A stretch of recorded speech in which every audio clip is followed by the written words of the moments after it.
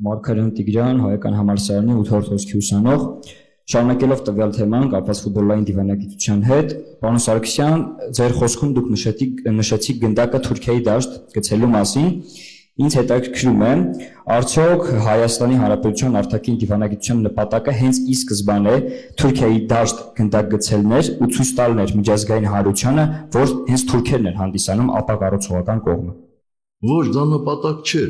դա նպատակ չէր, որտեղ ցանկացած բանակցություններում գոյություն ունեն գլխավոր նպատակներ, գոյություն ունեն երկրորդական նպատակներ։ Եթե ամենալավին չես հասնում, ամենայն դեպս չպետք է վնաս քաղես, եւ եթե վնաս չես քաղում, արդեն այստեղ որոշակի դա ցանկացած բանակցային process-ի ֆորմատ է։ Մեր գլխավոր նպատակը եղել է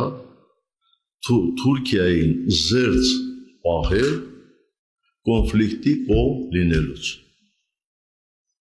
Եվ գոնե մեր ժամանակահատվածում առերևույթ դա իրականացվել է։ Եթե ստորագրվեին եւ իրականության մեջ դա կիրականանա։ Բայց այդպիսի նպատակ, որ ինչ-որ մեկին հատուկ դնել եւ ասել ես ամբողջ process-ը սկսում ենք, դժվարին process-ը սկսում ենք, որպեսզի հասնենք երկրորդական նպատակի, չէ։ Եթե ուշադիր եղաք, ես դա որպես չհաջողելու